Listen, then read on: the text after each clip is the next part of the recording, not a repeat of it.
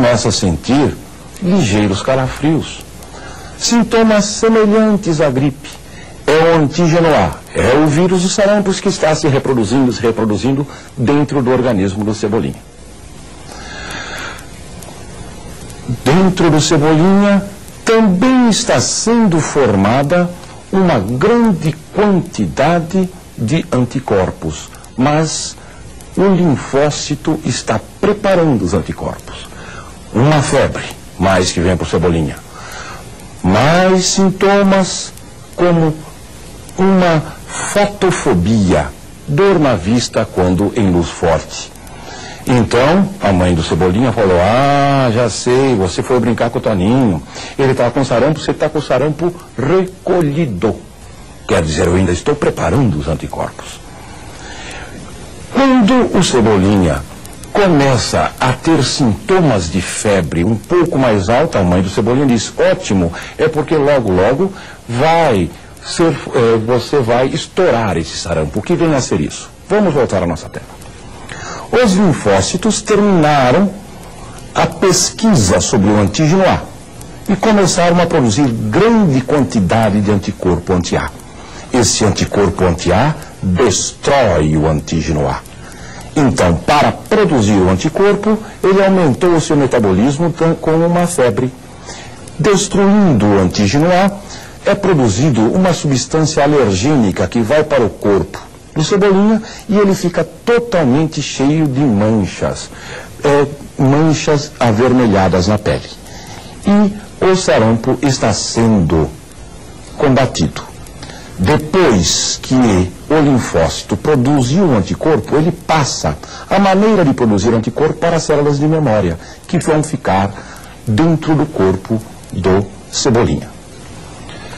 Vejam, é necessário um tempo para ser formado os anticorpos, para ser estudado e ver qual é o tipo de proteína que pode desestabilizar, destruir ou pelo menos desativar a proteína do antígeno.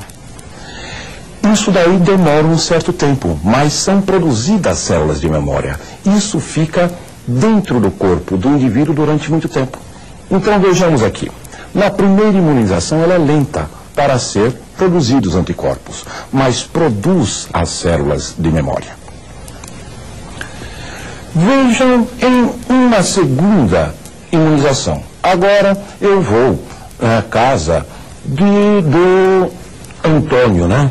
Toninho, aquele meu primo Toninho, hoje em dia. Lá tem o Zezinho, o filho do Antônio, que tem sarampo também.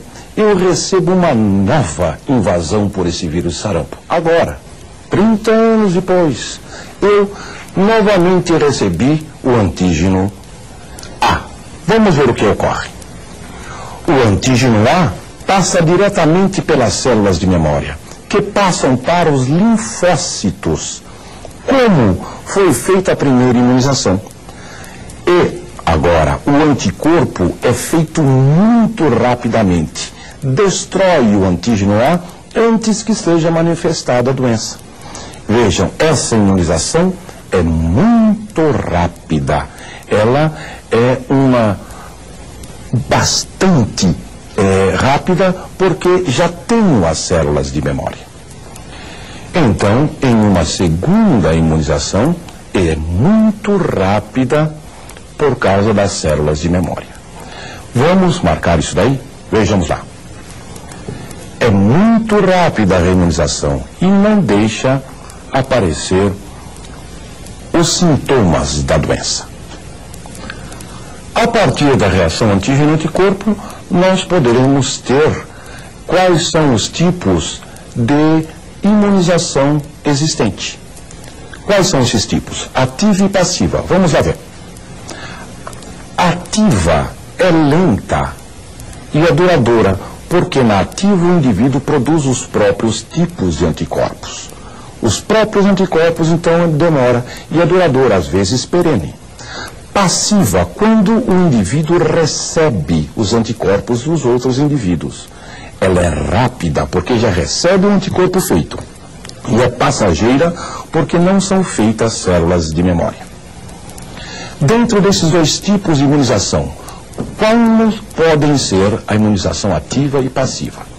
Vejam como é que podem ser. Vamos lá. A ativa pode ser natural. A história que o tio Cebola contou. O indivíduo adquiriu a doença. A artificial.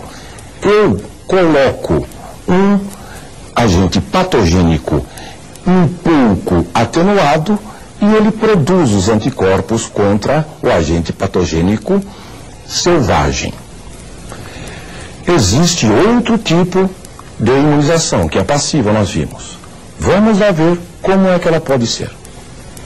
Também pode ser natural. A mãe dá para o filho os anticorpos que ela é imune. Isso é importante, hein? Contra aquilo que ela vai ser imune, ela dá para a criança os anticorpos. E no leite materno também existe anticorpos. E artificial são os soros. O soro mais conhecido é o soro antiofídico, que é feito através de sangue de outros animais que vão ser dados para o homem. Vamos ver através da transplacentária, na aula que vem, o fator RH, muito importante. Até lá, gente.